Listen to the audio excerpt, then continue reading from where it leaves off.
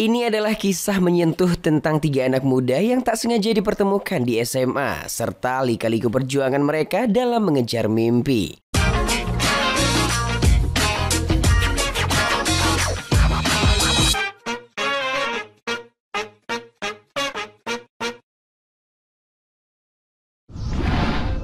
Hai everyone, welcome to UBR Entertainment. Apa kabar kalian hari ini? Kami doakan semoga dalam keadaan baik. Kali ini kami akan menceritakan sebuah alur drama berjudul Page Turner. Namun sebelum mulai, bagi kalian yang belum subscribe, silahkan subscribe terlebih dahulu channel ini agar kalian selalu update dan tidak ketinggalan konten menarik lainnya. Oke, tanpa basa-basi lagi, sebab kita bukan membahas hal yang basi. Inilah seluruh jalan cerita lengkap drama Page Turner versi UBR Entertainment.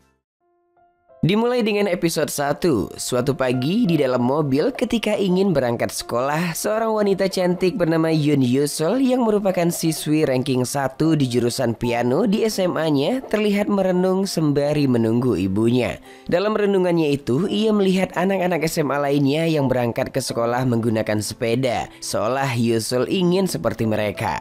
Tak lama ibunya masuk ke mobil untuk ngantarin anaknya ke sekolah. Melihat anaknya menung, sontak sang ibu mengingatkan Yusol untuk membaca-baca buku musiknya. Karena akan ujian, ibunya terus-terusan memberikan nasihat tentang piano. Dan dari sana kita tahu Yusol sepertinya tertekan oleh sikap sang ibu. Hingga sang ibu menyuruh Yusol untuk menjadi Page Turner yang curang untuk mengalahkan saingannya. Page Turner itu merupakan seseorang yang bertugas untuk membantu membalikkan halaman partitur musik. Mendengar itu, Yusol terdiam. Setibanya di sekolah dengan dihadiri para pengamat musik, ujian praktek piano pun dimulai. Diawali dengan saingannya Yusol, dia adalah So Jin Mook, sosok manusia pendiam dan selalu mendapatkan juara 2 di jurusan piano. Benar saja, dengan berat hati Yusol menuruti perintah ibunya untuk menjadi Page Turner-nya Jin Mook. Yap, Jin Mook pun mulai memainkan jari jemarinya dengan lihai di piano. 견지를 어떻게?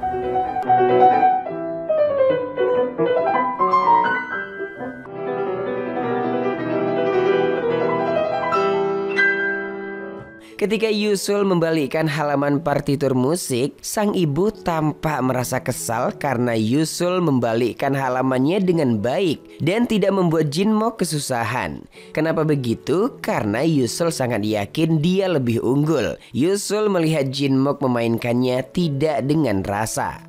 Di saat sang ibu kesal, kita akan dibawa flashback. Jadi dulu ketika Jin Mook kecil, ibunya Yusol yang merupakan guru musik piano sedang ngajarin Jin Mook. Namun Jin Mook selalu melawan ketika diberi masukan. Hingga tiba-tiba mengatai Yusol kecil bodoh yang selalu ikut ibunya waktu itu. Ketika ayahnya datang, Jin Mook meminta agar guru musiknya diganti. Mendengar itu, sang ibu memohon kepada ayahnya Jin Mook agar diberi kesempatan. Saat memohon itu, seketika sang ibu terdiam mendengar lantunan piano yang dimainkan putri kecilnya. Yap, hal itu membuat sang ibu kaget bahagia lalu menghampiri putrinya yang ternyata sang ibu sama sekali tidak pernah mengajarkannya bermain piano. Dan semenjak itulah sang ibu bertekad untuk memaksa sang anak untuk terus belajar. Dan semenjak itu juga Jin Mook yang kesal sedari kecil menjadikan Yusol sebagai saingan. Kembali ke masa kini giliran Yusol dan Page Turner-nya Jin Mook sendiri yang mengajukan diri. Ya, Yusol begitu lihai memainkan piano saat itu. Ketika Jin Mook membalikkan halaman partitur musiknya, tak sengaja ia menjatuhkannya guys. Sontak sang ibu merasa marah dan kesal. Sedangkan Jin Mook segera meminta maaf. Setelahnya, tanpa partitur musik tersebut, Yusol menampilkan permainan terbaik yang membuat semua orang terkagum melihatnya.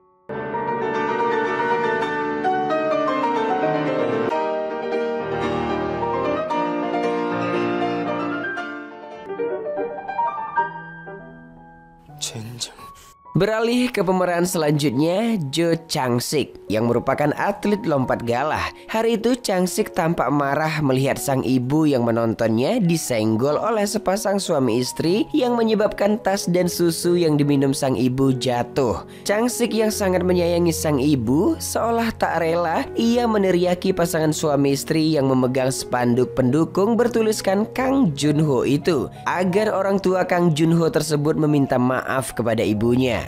Mendengar itu sontak sang pelatih mengalihkan lalu mengatakan bahwa Kang Junho adalah atlet nomor 1 nasional, di mana 17 cm lebih tinggi daripada Changsik. Yap, sejenak Changsik terdiam. Namun setelah tahu rekor lompatan yang diraih atlet nomor 1 nasional tersebut, Changsik dengan lantang mengatakan akan menaikkan tinggi lompatannya di atas pencapaian atlet nasional tersebut, yaitu 5,30 meter.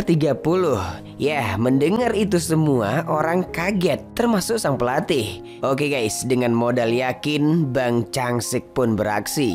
Berlari penuh semangat. Benar saja guys, Changsik berhasil meraih pencapaian tersebut. Tentu ya kan, hal itu membuat semua orang senang. 봤어 엄마? 내가 그 얼룩말 아줌마한테 이거 봤어? 자식아! Setelahnya sang pelatih berkata agar menaikkan rekor sedikit lagi, yaitu 5,35 meter.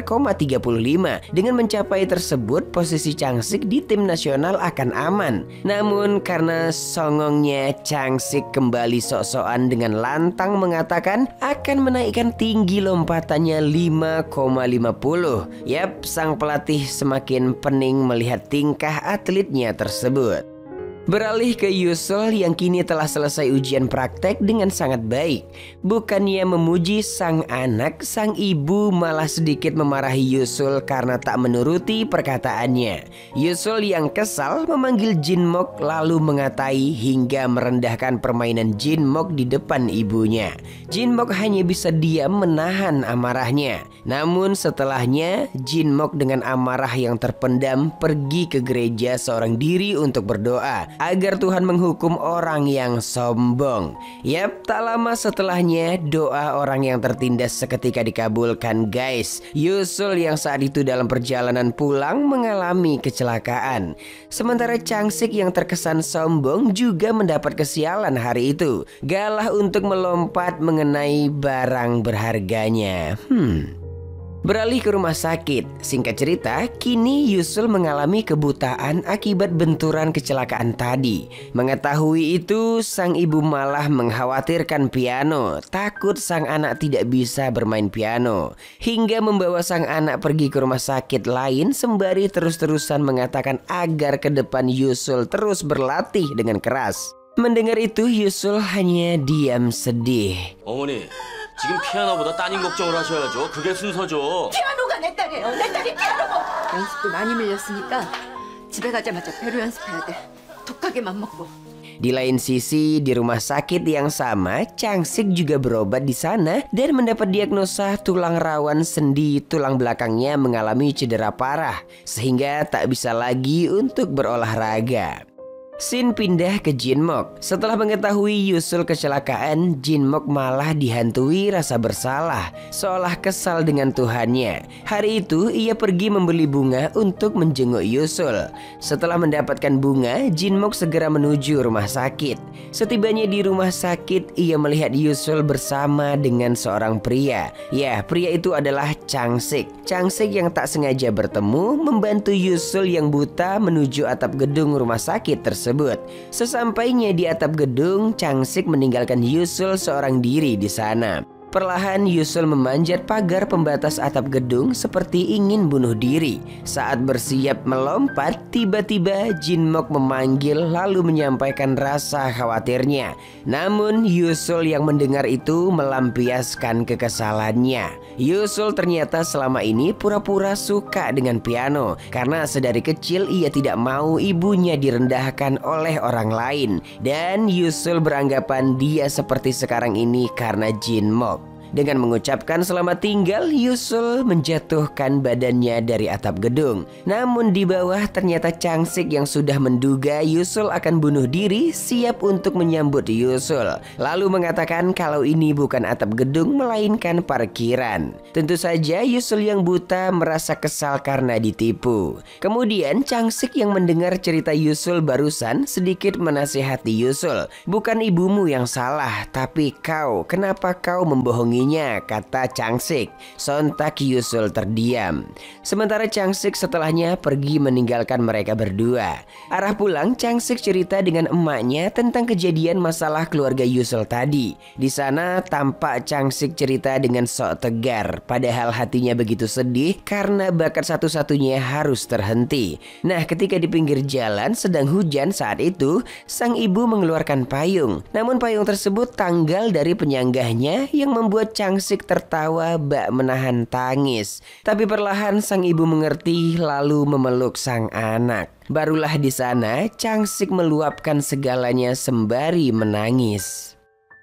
Esok harinya Changsik menggalau di kamarnya karena tak tahu harus ngapain lagi. Cuma olahraga yang ia punya. Sang ibu yang melihat keadaan anaknya memikirkan hal baik apa yang bisa dilakukan sang anak ke depan sembari melihat album foto. Ya, foto berdua sang ibu dengan seorang pianis terkenal. Sang ibu yang menghampiri Changsik lalu mengatakan kalau pria hebat seorang pianis itu merupakan ayahnya Changsik.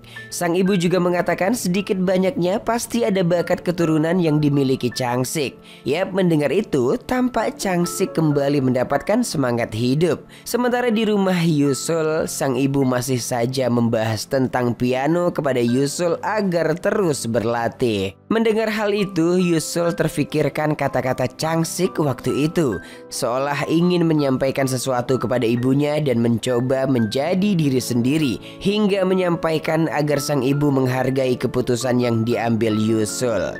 Gak sampai di situ saja, brother. Yusul mengatakan ingin berhenti main piano di depan ibunya.